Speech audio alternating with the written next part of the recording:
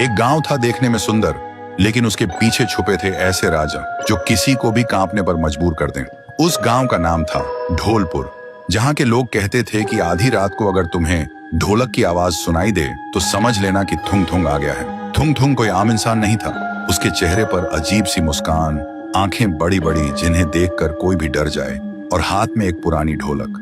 रात के ठीक 2 बजे वो गांव की गलियों में घूमता और अपनी ढोलक बजाता। आवाज सीधी कानों से दिल तक उतर जाती, धीमी, डरावनी और लगातार।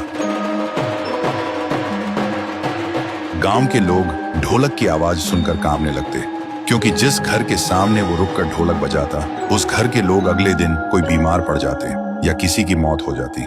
फिर एक रात गांव का एक लड़का रघु सो रहा था, तभी ढोलक बजने लगी। ढोलक की आवाज से उसकी नींद टूट गई। वो गुस्से से हिम्मत जुटाकर उसके पास गया। रघु ने कहा, कौन हो तुम और क्यों ढोलक बजा रहे हो? वैसे ही ढोलक बजनी बंद हो गई। थुंग थुंग धीरे धीरे मुड़ा। रघु ने देखा उसके चेहरे से सैकड़ों चीखों की आवाज निकल रही थी, लेकिन तभी फिर से ढोलक अपने आप बजने लगी। और उसके बाद से रघु को किसी ने गांव में कभी नहीं देखा। गांव में और भी डर फैल गया। कोई भी रात को 2 बजे बाहर निकलने की हिम्मत नहीं करता था। लोग दरवाजे और खिड़कियां बंद करके सोने लगे, क्योंकि ढोलक की आवाज इतनी डरावनी थी कि पूरा शरीर कांप उठता था। उसी गांव में एक लड़की थी, गौरी। उसका भाई रघु ही था। उसने कसम खाई थी, मैं पता लगाऊंगी कि मेरे भाई को थुंग थुंग कहाँ ले गया।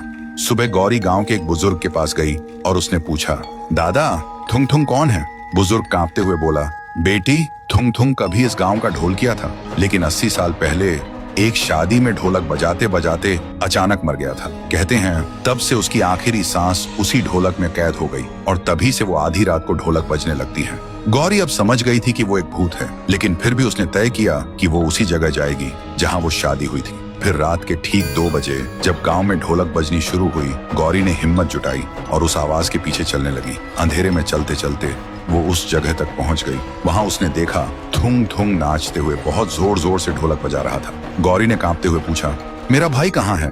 थुंग थुंग अचानक रुका। उसकी आंखें जलने लगी और ढोलक अपने आप बजने लगी। तभी ढोलक के अंदर से एक चीख सुनाई दी।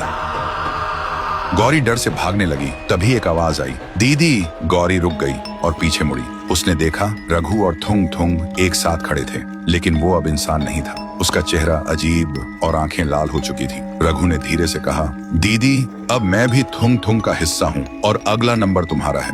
तो दोस्तों, अगर तुम्हें जानना है कि थुंग थुंग क्या सच में अचानक मरा या उसके मरने के पीछे कोई राज छुपा है, अगर जानना है तो वीडियो को लाइक करो, चैनल को सब्सक्राइब करो और कमेंट में लिखो पार्ट 2 चाहिए।